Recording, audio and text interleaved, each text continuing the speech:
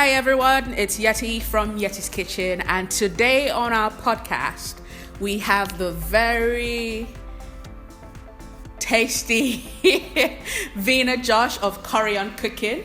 She decided to join us at Yettis Kitchen. Hello. Welcome. Thank you. So she's Vina Josh from curryoncooking.com, and I found her at the Manchester Central Libraries where she attended, and she asked me lots of intellectual questions, and I was really interested to know that she's a journalist as well as a business owner. So Vina, how have you been finding the business world? The business world is a very hard world to exist in, but it's quite enjoyable. How long have you been doing it for? It's a really difficult question to answer because my sister and I started Curry on Cooking a few years ago to see whether we could do it as a business. Neither of us were looking for a business actually. So she moved to Spain, missed curry. So we started mixing and blending. I smelt like a curry every time I went out there because all I was allowed to take were spices for her and her friends and stuff, and then if I had room in my hand luggage, a few of my Shove some in. clothes for me to wear.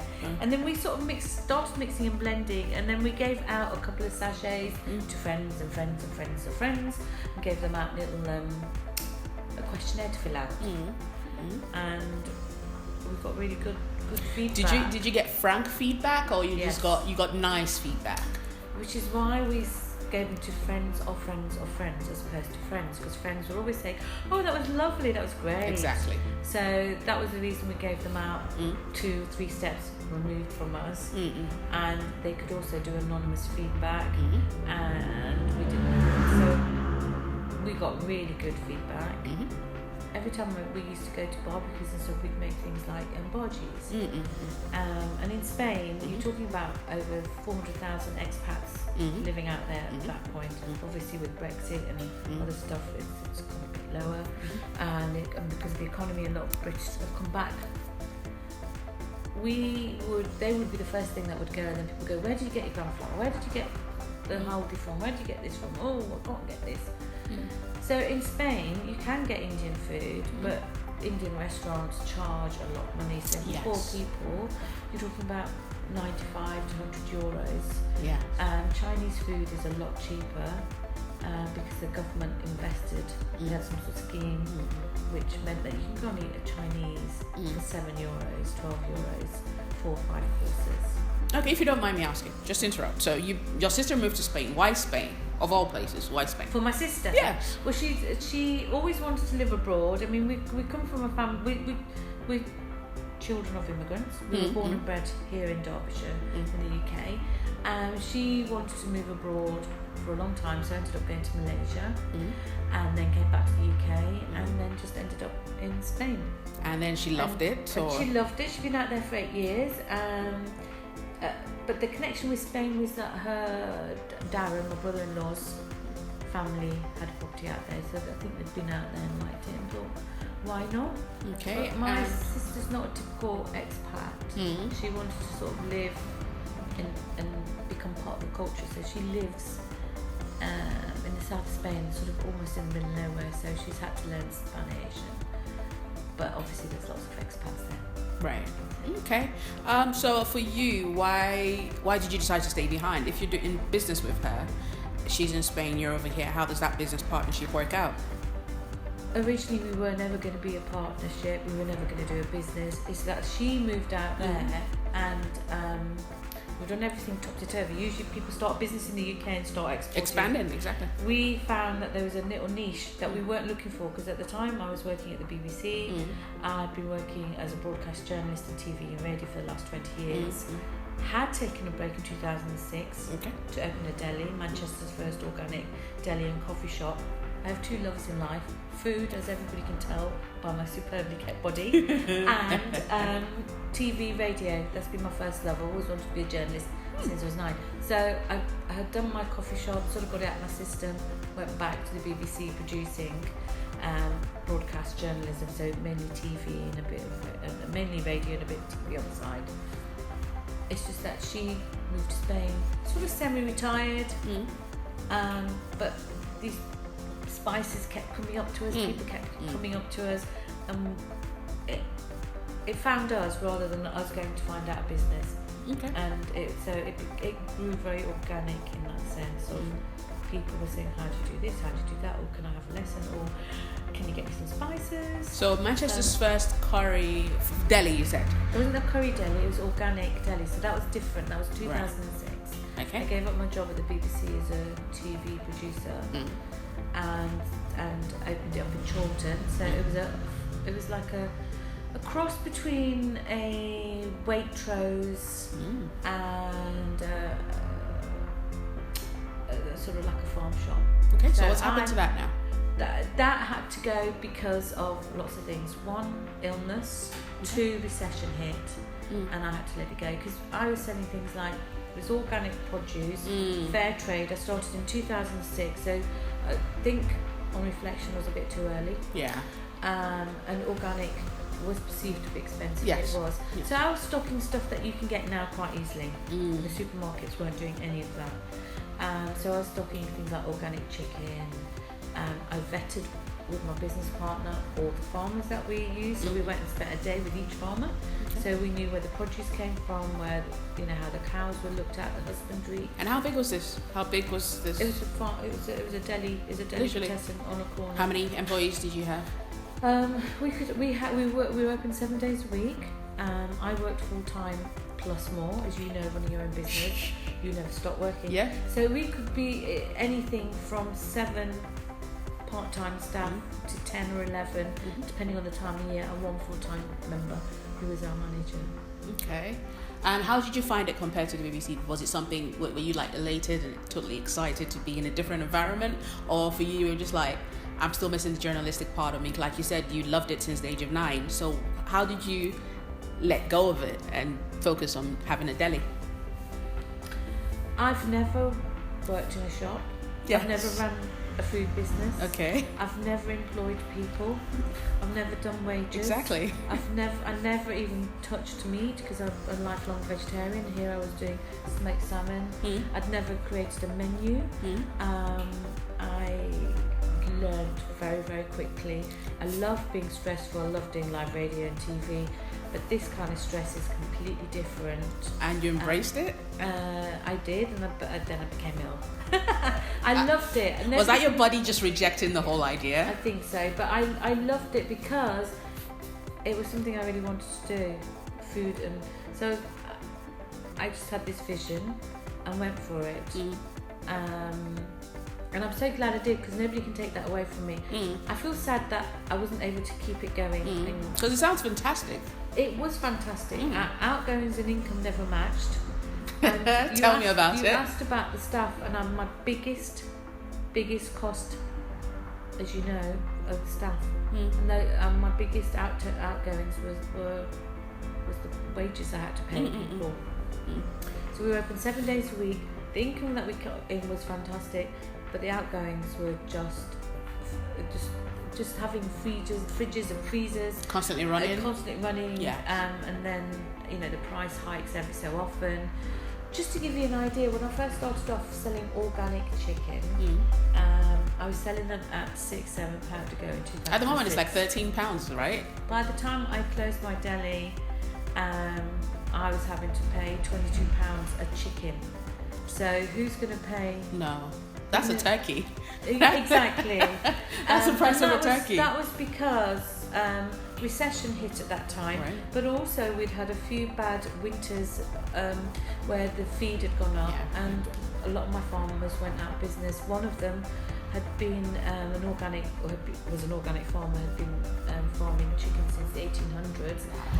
Overnight, their organic feed prices went up from £500 to £1,000 a tonne, and they then have to obviously put that on to people like me, and I tried to keep as much as I could and swallow it, but at some point I can't be buying in a chicken at 20 and then trying to sell it.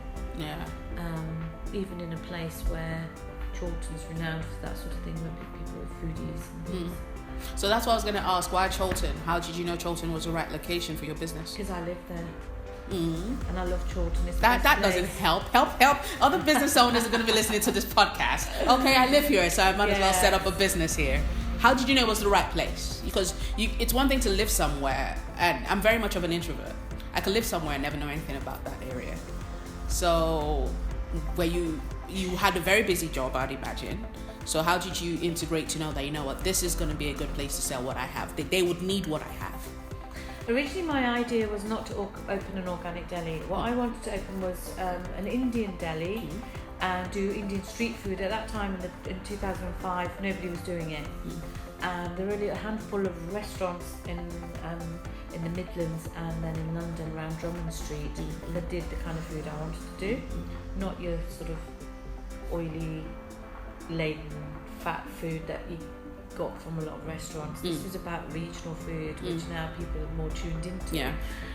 So I wanted to call it Dilly Deli, and it was going to... Why'd you like playing on words? You just said dilly dally. Yeah. That sounds like dilly dally, but anyway. Because I'm a journalist, play with words. But some journalists are terribly boring. I'm sorry. You listen to them and you feel like falling asleep, but you literally, it's just like a pun. Constantly, you throw out words. Awake. That's good. You literally throw words, and if you're not sensitive, it would literally go over your head. Oh, thank you. I do it without thinking. But yeah, Dilly Deli. I think if you're a storyteller, which you are as well, you become a storyteller by having a coffee shop or a restaurant. You have to integrate with people. You have to let people talk. I know I'm doing all the talking, but it's about engaging with people. So through engagement, you realised there was a need for... No, I just thought that there's a need. Because there is nobody else doing it, and it's a fantastic idea. I'd been to India the year before, and I just thought, I want to open a coffee shop and do Indian street food and call it Om, O-M. You know the Om. There's a movie. My favorite Indian movie has. I'm sure it's not called Om, but it's this very handsome guy. Sorry to say, I know I'm married, but it's because of him. He's got like really blue eyes or something. Very tall. And I think he's got a funny thumb. Right. That guy. Okay. But he's an Indian actor. Yes. Yeah, I think I know who you're talking about, and I can't remember his name. His father's an actor as well. Yes, I think think acting so. dynasty. So that movie where he was talking about the or whatever was when I got to know about the word and now.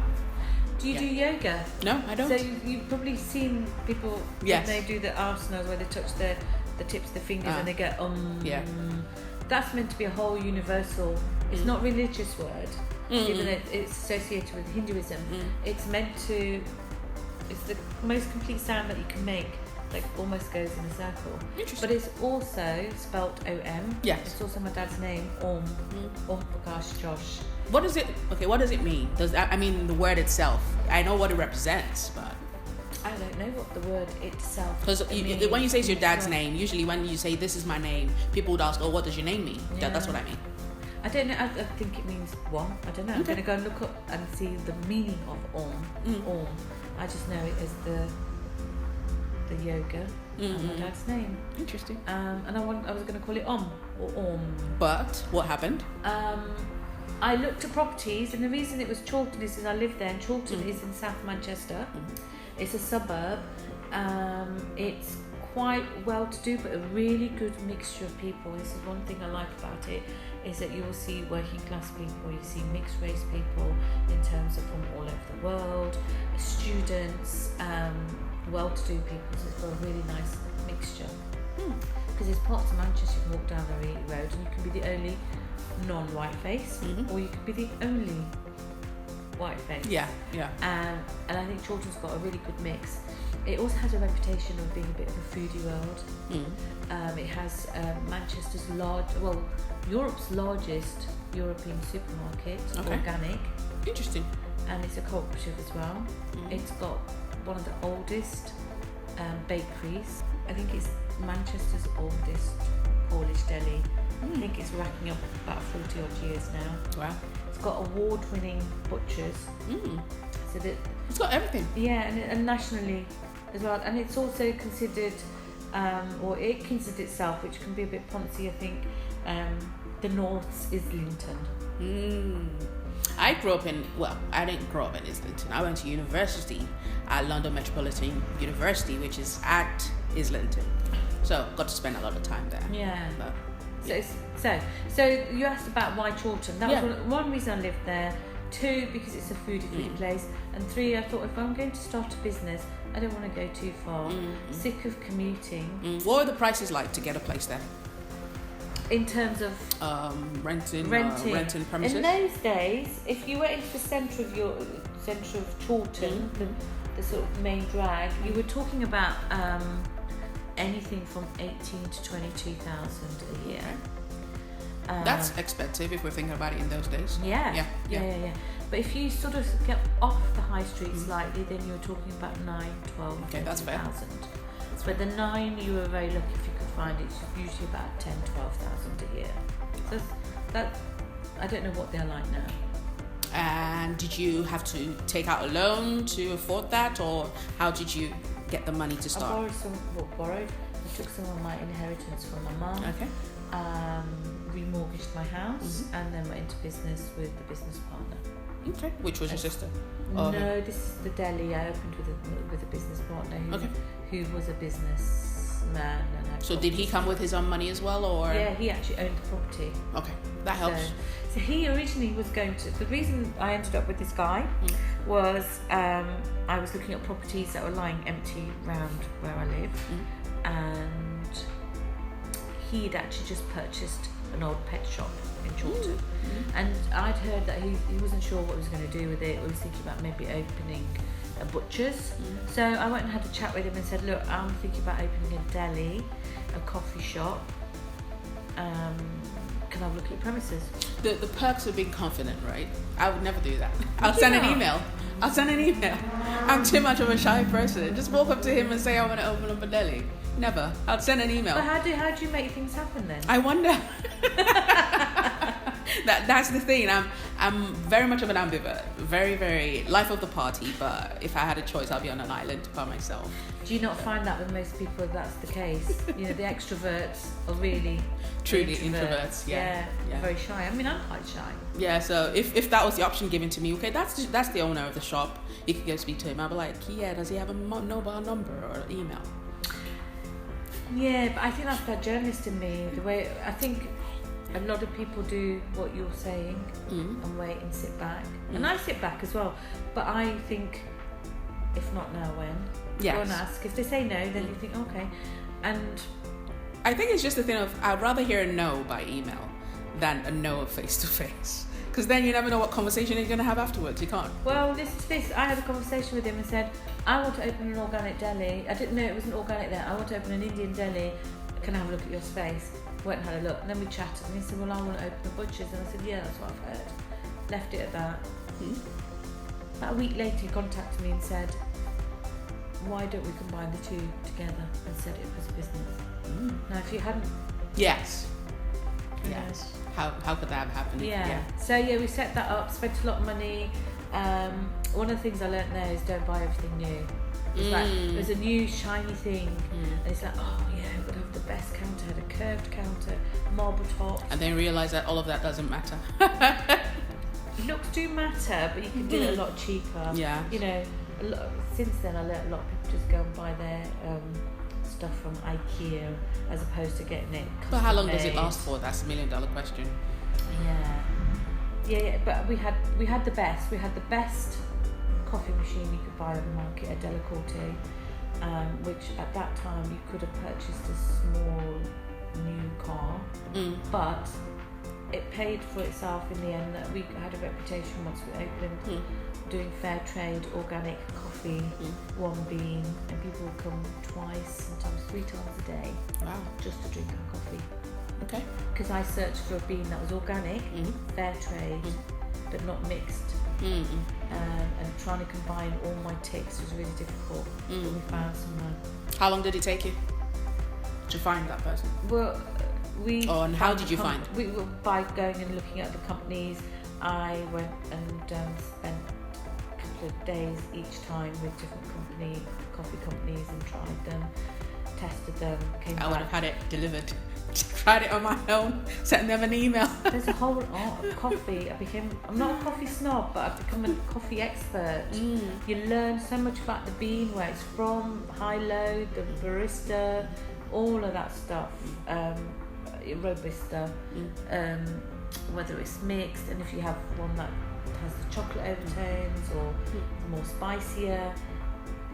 But going from the BBC to everything you're speaking about, how much time did it take you to amass all this knowledge? Because you're speaking from an expert level now.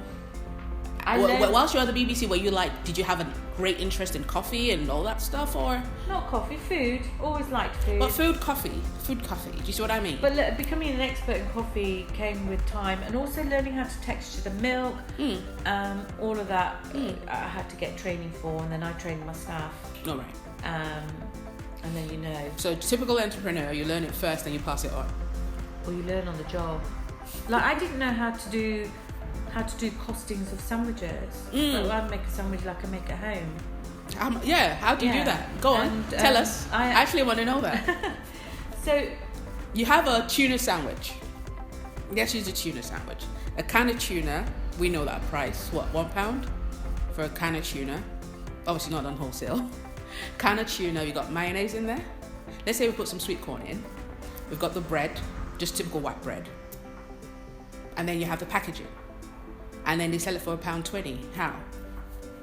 Well, we didn't sell ours for £1.20. We worked with premium products. I work with all organic products. You do your costings by how much you make a sandwich. So do you count how many scoops of tuna you took? You do it, if you're going to do it properly, and then you have to do it properly because you've got different members of staff. Somebody's going to have a heavier hand than the other person. This is how I would do it now. And you give your training to staff, and then they go. It's a bit like driving. You learn by the rules, and then you do your own kind of thing. So it's like. So this product's cost me. How much does it cost me to make that sandwich? So you divide it. How many sandwiches are you going to make out of that can of tuna? 4? And I would put lettuce leaves in there as well, but not any old leaves, but really nice leaves. And I would use nice premium bread, and I would use butter and not cheap margarine. So already the cost of my sandwich is a bit higher than. But would the customer know this? I know you've labelled it as organic, but. You can't label anything organic in this country unless it is deemed organic. But in the customer, I'm just saying in the customer's mind, would they see it as margarine's more expensive and that's why I need to pay this much more, or? If you're going to walk into a shop that's a Greasy Spoon cafe that does you a tuna sandwich, and then you're going to walk into somewhere like Waitrose that have or something of I'm sure you're not a Waitrose shareholder or something. or a Marks and Spencer's, or somewhere where they make the sandwich for you and they use artisan bread. You're going to have a different type. You know the kind of customer that's going to go into the Greasy Spoon would expect to pay a certain amount. That's not to say that same customer doesn't want to go and eat at the other place, but you know your customers. You've got to know your customers. You've got to know. It's like any business that you set up, whether you're selling toilet brushes or food. How would you know your customers with a toilet brush? But it's the price. It's who are you aiming for. You've got to know. You've got to have a spec of who you're aiming for. So a certain type of person who will go into a premium coffee shop will expect to pay a premium because of the quality, hopefully. What challenges have you had with Korean cooking? In terms of getting it out there? At the moment, and those ones you've surmounted and those that you're still dealing with at the moment? The challenges are getting it out there and fighting the myths. Because the history of curry has been from the curry houses, one pot, very oily. And one of the reasons it was oil was so that it lasts longer. So you only have to cook one batch once a week. But obviously that's changed over time. We're talking about the 60s and 70s when curry houses started cropping up. I mean, the first one was in the 1800s when the Ayers and the Laskers came over. And there were little coffee shops set up, especially for the sailors that were working in Bristol and London and Liverpool and stuff. It is the challenge of people knowing what it is and picking it up and thinking, oh, I'll have that. I'll have that. And how did we achieve it? It's because when you buy a jar, they feed 2 to 3 hours, feed 4 to 6, depending on which curry kit you buy. They put in the sugar, the gluten, as a filler. We don't have any fillers. And that's why you have some jars that have got 2, 4, 6 teaspoons of sugar. We have 0 sugar. And that's why you got that myth of it's... So how do you get to preserve it if it has none of these things? It's herbs and spices. What preservatives do you really need for herbs and spices? They're packed in factory conditions. So that they're sealed in, so there's no air going into the packs. So spices are a preservative themselves in that sense. You don't need to add all those stuff like in Italian sauces and Indian sauces. It's just to bulk it out, really. Okay. So what challenges have you had in terms? Obviously, you've had the challenges of the mental state of thinking, it's fattening, like you said. Any other challenges in setting up in the UK? And setting up a business in the UK and registering is one of the easiest things you could do, but it's the next steps that come after it. So if you look at our packaging, just even things like we've had, this is mine and my sister's, every single full stop that you see, even if you look at our barcode, just getting a barcode, that's a whole new learning experience. Now we've got barcode where we've turned it into a little crown, that sort of thing, and then just getting a sleeve that wrapped around, having to get the die cut done and making sure that sticks. And then you can see that you paid a lot of attention to it. And then having our packs and how they sealed onto here, our recipes. Are they resealable? No, no. You could just fold them at the top. Yeah, you can do. Yeah. We've got a policy called KISS, keep it simple, sister. Use it once and freeze it. Unless you like going into the kitchen. We like to keep things very simple. But it's challenges like legislation is what trips you up. Everybody who cooks is always told, you do the best chutney, you should sell that. You make lovely cake, or you should start selling that at the markets. That's the easiest thing, making it and selling it. It's when you want to get into supermarkets or into delis, or even start selling away from your home. You've got nutritional tables to do. You can't make any claims. We can say things like no added sugar, gluten, additives, preservatives and free, but in order for us to say suitable for such, you have to get the certification. So it's all so you can't say suitable for vegetarians. You can say, but if you want to put the vegetarian tick, the society tick, you have to pay for that. If you want the endorsement, there's so much stuff out there. And then ingredients, what do you have to display? You have to display things like the address or where somebody can contact you. And if you're selling in Great Britain, you've got a set of ingredients that have to be laid out in a certain way. And then if we're in France, which we are in Spain, you have to have stickers on. And we've incorporated into all of that. So those kind of challenges and things like trademarking. Very, very important, but it costs you money, it takes time and energy. So we call curry on cooking, but we have a logo, the Great British Curry, which sits on a crown aloft a Balti dish, and curry on cooking. We've registered that as a trademark. So it's those practical things, and then once you've got your packaging, then you've got to think about, okay, so how do I sell one of these at a market, but I want the shop to buy a case of these. I've got to find a case that fits. So we had to design a box that it sits in, had to pay another extra whatever pounds to get the die cut done. And then you have to get the barcode for the label created. There's lots and lots of different things that you never know that you need to have knowledge about. So my question is, I'm a very get it done the quickest way possible person. And I'm thinking, could there have been a quicker way to do it? Because it sounds super, super complicated. I think sometimes me and my sister take too long to make decisions, and other times we make them and we get on with it.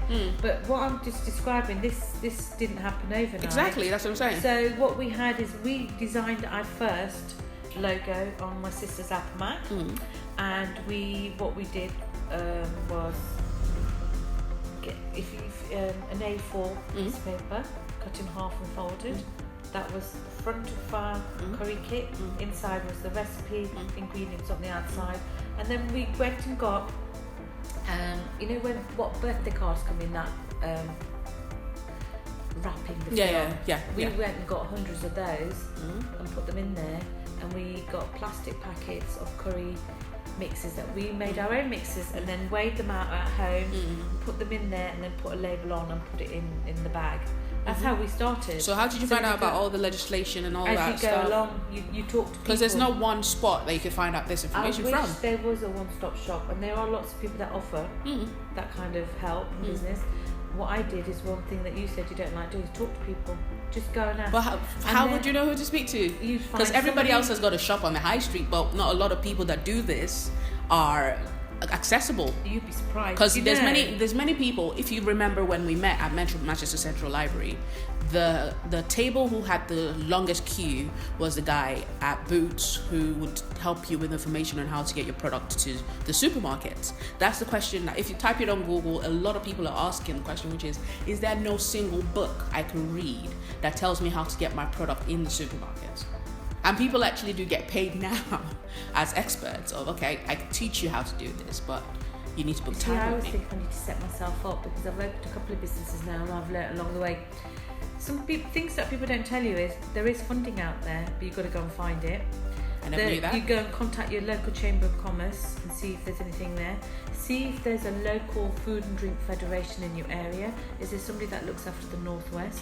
Go and find somebody who's a small producer. Because I guess with supermarkets it's a bit of a mystery because it's not. Supermarkets, everybody who thinks getting into the supermarket is the best thing and is their only aim, that's where they're wrong. And also that's where you might think you've worked really hard to get to that point. Unless you've got £100,000 of a budget to market yourself, it's really difficult. So how many staff do you have right now? Because you said you initially started off with measuring stuff into the bag yourself. So now that you're in the supermarkets, right? Is that correct? Basically, we're in farm shops and delis. We export to France and Spain. We did one big export to the USA last year, which nearly killed us with their legislation and having to redo labels, and nobody was able to give me the right answer. And somebody said, yes, we can help you with the labels, but you've got 8 products. Each one will cost you £1,500. And it's like, no thanks. That. We'll.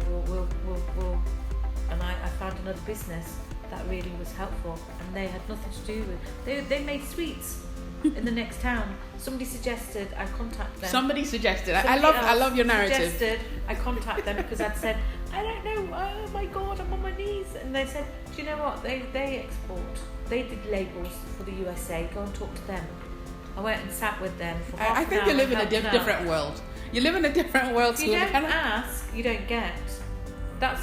I mean, I have no knowledge of labelling and stuff. I do now, but I've had to go and ask other people. But what's to say you're talking about? Now we're talking about you've moved it. Now you're trying to move it to America, and it's still down to talking to people.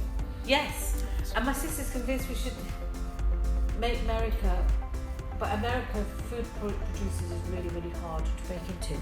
But going back to the supermarket thing, each supermarket have buyers. They have online information, so it's all there, and it'll tell you what you need for compliance, and then you've got to go and find that compliance and do it. So for example, to get through to the supermarket, they want a barcode, so then you go and buy a barcode. You go and do your research and see what kind of barcodes are there. Supermarkets don't want barcodes that are recycled, so you've got to go to the company that gives you brand new barcodes. Then do you license them? Why don't you just make yours? Why do you have to go to a company? Because obviously I'm a very technical person. I can literally make barcodes on my computer, on my Mac. Barcodes on your computer? Exactly. But apparently a lot of the supermarkets want brand new barcodes. So they're licensed. So why don't I just start from 001 and I'll work my way up? I don't know. I have no answers. I don't have answers to all your questions, I'm afraid. But I'm just giving you an example. So you go and do that. So they might say, okay, this gets packed at home. What certificate do you have? Oh my God, I don't have any certificate. better contact my local council standard and get my thing, a license, might get the fine. Is that going to be enough? A supermarket will say they want traceability, they want, okay, you're packaging these. So when was it packed? Oh, I don't know, I packed it about 3 months ago. Yeah, but which batch code was it? I don't know. So you need batch codes, you need dates, you need best before end date. You need to get it tested to see how long will it last.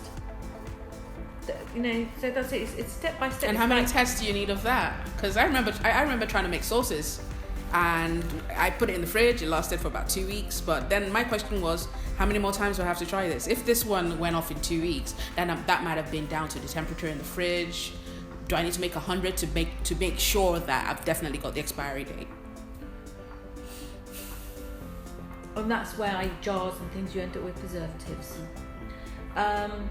Right, there's companies, if you've got a lot of money behind you, you can do this really, really quickly. You just go to somebody, they'll do because you now, on your labels, you have to put your nutritional value by law. So they'll do it for you at a price.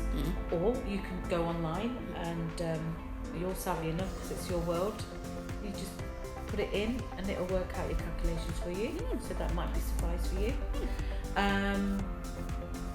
You might go to a house where meaning a company where they will test your lab testing and stuff. Yeah, but that costs a lot of money. So with sauces or with sweet or cake, it can't last more than 3 days. And if you're wanting to sell at supermarkets and have them job, what makes it last a year or 2 years? What is it? Then is it going to be the lemon juice? Are you going to have to add a preservative to it? What will extend the shelf life? There's universities, sometimes local universities have got schemes where they've got a bit of money, where you can go and talk to them and see if there's anywhere that you can link up and get help. It's thinking outside the box. Okay. So you didn't answer the question. How many employees? Is it still yourself packing it? No. Basically, no, I don't pack it. My sister and I packed ourselves for the first couple of years. But because we're now wanting to be compliant, we go and get it done under factory conditions. Still hand packed, done in small batches of 1,000 at a time, but it has to be done in factory conditions, and they're BRC credited or SALSA credited, which is what the supermarkets want. So are you finding that Korean cooking is a lot easier to manage now that it's in a factory and you're not having to manage the employees? Or what was easier, the deli house or Korean cooking at the moment? Different animals, even though they're food. It costs more to go and get it done in factory conditions because you're outsourcing bits of your thing. But it gives you the reassurance that if something goes wrong, so if I was just selling it to my friends and people around the corner, fine. But the fact that somebody's going to pick this up from a supermarket or they're going to pick it up from a deli, I want to know that it's going to taste the same every time, that they're getting the weights right. So that's the other thing you have to consider is weights and stuff, because you can get done for not having the right weight. So I know all of that's taken care of. So that gives you ease of mind of, what's the word I'm looking for? It makes you feel a bit more at ease at what you're selling. Isn't going to come back to bite you. Yeah. And in theory it was meant to free us up to go and do the sales and stuff. But in theory, running a small business is really, really difficult, I think, in this day and age, because you're pulled in so many different directions. You end up becoming a busy fool because you're looking at this, you're looking at that. I'd say 20 years ago it was much easier to set up a business without the internet, because it was sold by word of mouth. That was your marketing. And there were like only a few streams of advertising. Yeah, and you've got more competition. It's very hard to put your head above the parapet. Everybody wants things to go viral for the right reasons, and sometimes for the wrong reasons. And not everybody's good at social media. So not only are we looking at the sales, the marketing, the packaging, making sure our stock doesn't run out, you're having to then look at Instagram, Facebook, or where's my audience, where's my tribe, so do you outsource all of this, or you still manage all of that yourself? Manage might be the wrong word to use, but yes. What do you do then? Stay abreast of everything.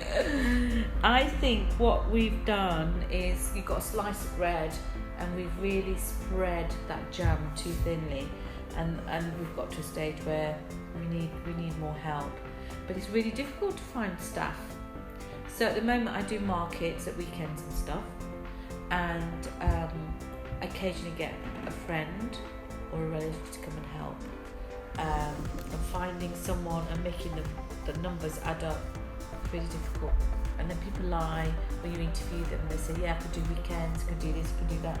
And then in reality, it's a different ball game altogether. So we basically need someone to help us with our sales. Because sales, as they say, is king. I would say sales are queens. Have you had somebody do that before? And I've had a couple of attempts. We've had a couple of attempts at people helping us, but for whatever reasons it hasn't worked out. Because it's a hard slog picking up that phone and going, hi, I'm Chloe from Korean Cooking. No. Is it cold calling, or why is it hard? Because then if it's cold calling, I'd imagine it's hard. It's cold calling. Okay. Maybe the approach. Maybe you could try another approach rather than cold calling. What would you suggest? What are they calling about? What are they selling? What are they trying to do? Who? As a salesperson. Get my curry kits into their farm shop or their deli. The only way I can think of is what you do, which is go to speak to people, and that way you have a better chance of getting a yes. So but then, where I'm based locally, in that area, because we're a local business, people buy. Yeah. And local shops want you because you're local, but it's then expanding that network. And then you call and say, I'm calling from Korean Cooking, we sell pre-packed curry kits, and it's like, oh, we already do curry sauces and stuff, and it's trying to explain what it is, then sending a sample, and then following it up, and then the price list, the wholesale list, and all that. And it's like you ring them up and you go, I rang last week and I sent you a sample, and oh no, I tried it on my desk, call again next week. Call again. Oh no, she's not in. She's away now, and she only works once every 6 weeks. Before you know it, you're into a cycle of 4 to 6 to 8 weeks before you even get a yes or a no. And some places, oh yeah, interested. Yeah, send me some information. Yeah, I'd like to stock you. So that should happen more, but it happens less. Sales are really it's a nice thing to do, but really difficult when you've got a product that you want people to buy. So apart from that, any other challenges you've come across apart from staff and getting it into shops or where people can pick it up? How do you get to spread yourself so thinly? Do you have a plan for every single day, which is when I wake up, this is what my calendar's looking like, to make sure I stay abreast of everything? Yeah, in my head and in my calendar, but does it work? No. This year and last year, I went from using my phone and electronic diary to actually having a physical diary, because I think it really helps me if I've written something down, and I have my to-do list just gets longer and longer. So next year, I'm going to try and be a bit more, put it more into compartments, I think. Because I think we're getting to a point where we need to rethink. One of the things that really helped, and it's really boring if you're not into this sort of thing, is writing a business plan. Why does everybody say that? How does a business plan help you out of challenges? Would you refer to the business plan and go, okay, this is what I wrote, and this is how this is what I wrote as my strengths, my weaknesses, and the threats to my business, and now I'm currently facing that threat. I'm going to follow it to the T and refer. Is this like a Bible or a book of reference? What I've learned about business plan is neither my sister and I really want to do it until we called it the Millionaire Plan, and that sort of helps to focus. Writing in your head, you've got millions of things going on. You're thinking, I'm going to do this, do that, I'm thinking about to actually sort of, you don't have to adhere to a grown-up business plan where you go your strengths and weaknesses, but it helps because it helps in your sales. You turn it into a positive thing. What it helped me was focus, and it helped us focus to think about our business, that the first year we're going to see whether we actually have got a business. So we spent a year trying to sell our curry kits in Spain and got ourselves into 20-30 little outlets before we launched in the UK. That helped me focus. It also helped me know what was out there, what was my competition. There's more competition now since we started, but when we began, it was like looking at what's What's my unique selling point? How am I going to convince? But all these questions that you've said are in my head. Why do I need to write it down? It's not. Well, then your vision. You need to write it down. You'll be surprised. And I can feel your sort of resistance. No, I'm writing it down. No, for me, everything you're saying to me, I do on a daily basis. I wake up every morning and I remind myself, what should we, like you said, you've got yourself into 30 places in Spain. I knew that off the top of my head as a business owner.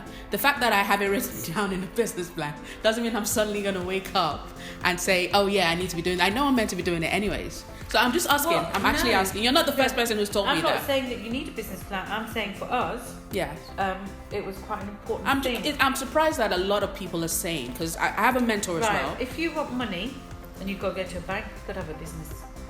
You've got to have a business plan. Yeah, agreed. Right? And if you're wanting to share that vision with someone else, you can walk around and carry everything in your head. You could drop dead tomorrow and it's all gone. You can carry everything in your head, but then you're repeating yourself each time. And a business plan, and that, no matter how clever and what kind of memory you've got, your memory you sold it. does things. And we have self-sabotage as well. Yes. You're going to concentrate on all the good things that you want to do and forget all the rubbishy things possibly. Saying one. So you have your daily goals, but how do you keep your long-term goals in line with what you're doing on a daily basis? Because you're so busy working with your busy doing your daily thing of like emails, talking to this such and such. But how do you know that you? How do you keep discipline though? Okay, fine, you've got I'm it not written. Exactly, person. you got it written down on a business plan, and then somebody calls you and tells you there's a great market happening right now, Vina, and I think it would be great if you create your product there. Yeah, but nothing to do with your business plan. I mean, like totally divergent, takes you away from it. Well, then you think, well, I have not looked at my business plan for a while, but what it does is, you've decided that's the route I'm going to go down, and there's going to be people always saying to you, oh, you should do this, you should do that. Yeah. Oh, have you thought about this? Or do. And some of it might be, yeah, I have, but that's what I'm focused on. Don't pull me in that direction. I might have a look. That's not me, but thank you. I'm headed that way. How do you know where you're headed if you haven't written it down? If you've never sort of said where you're headed. It's how do you know you've achieved your objective? You might have that one objective, but you need 55 steps to get there, and your daily to-do list will never let you get there because you're all looking around here. You sold it to me. And then the other thing is, you might decide, actually, in theory, doesn't work. The practical thing is completely different. You go back and then rewrite it. You don't stick with your plan forever. It's an evolution. And then knowing your strengths and strengths and weaknesses and the SWOT analysis. It's so boring. Brilliant to do, because you. But would you really react as per the threats? No, like Brexit. No. Like I was going to ask you about Brexit. Ask me in a second. Your SWOT analysis. You don't have to take it as a T. What it makes you realise is, someone's selling something similar, they do it this way, and that's their market. Actually, I'm doing exactly the same, but I've got to make that my unique selling point. And then a lot of this has fed into us evolving and having all this. So I would say it's not everybody's forte. It's not my forte, but it does help you focus a bit. And you might kid yourself and think you know where you're going, but really at the end of the day you're carrying a lot of baggage which you could just throw away. You're hanging on to it because you think that's the way forward. Once you've got it in front of you, you might think, actually no. And it helps you articulate and talk to other people about what you're doing and selling. Brexit. Sorry to cut you short. Why I wanted to ask about Brexit is the previous business you had crumbled because of the recession. With the economic changes that are going to be coming with Brexit, how have you prepared your business in terms of you exporting? Is it exporting, or you're making these spices in Spain? Are you exporting them, or you're making them? We do everything in the UK. Okay, so you have to export it to Spain. So how's that going to come about? What are your fears? Who knows? We spent 31st of March was our deadline originally, wasn't it? So leading up to that, we spent toward the end of last year and the beginning of this year quite a lot of money in stock. Okay. And getting a lot of our stock ready, and then to send pallets over to Spain for March. And that's, for a small business like us, finding the cash and having the cash flow to invest for sales in the next couple of years, or the next 12 months to 18 months, is what we did. And then I've just given up. I'm not preparing in any other way now. I just we'll see where. Apparently it's going to be extended. How can I prepare for it? What am I preparing for? But did it come in handy, the fact that you prepared for the 31st? And No, I guess it's annoying. Most annoying. So what do you foresee? Okay, if it did go ahead on the 31st, what do you foresee? You'd have to spend more on ingredients, or what do you think? Well, if we have to spend more on ingredients, that's importing stuff to the UK from abroad. That will have an impact across the business, whether you're exporting or not. Yeah. Our curry kits sell at £3 in the UK. What cripples us is the exchange rate, so it depends how strong the euro and the pound are going to be sterling against each other, and that's what. And then if people find it too expensive, then we won't be able to sell it. People won't buy it. So it could be the end of exporting to Spain and France and to expats and concentrate on the UK. We don't know. If we sold boots that sold at 50 quid or 60 pounds, we'd have more wriggle movement for the margins. We don't. So I think we're just sanguine about the whole thing and see what happens. Okay, Vina, thank you very much for your time. I wish I had more time to go further, especially with the Brexit conversation, because it definitely would affect a lot of business owners. But thank you very much for coming in. If you want to know more about Vina and Curry on Cooking, you can find her at www.curryoncooking.com. On Facebook, it's Curry on Cooking, and on Twitter, it's Curry_kits. And I guess you can share your email. Is that all right? And if you want to email Vina, it's keepcalm@curryoncooking.com. And from myself, it's Yeti from Yettis Kitchen. Thank you for listening to today's podcast, where we've ranted and bantered about the restaurant business and the challenges we've had and the successes we've had. Thank you for joining us. And if you want to send us an email at Yettis Kitchen, it's food@yettiskitchen.com, which is FOOD at Yettis Kitchen, which is YETTIS kitchen.com. Thank you very much, and see you guys next time.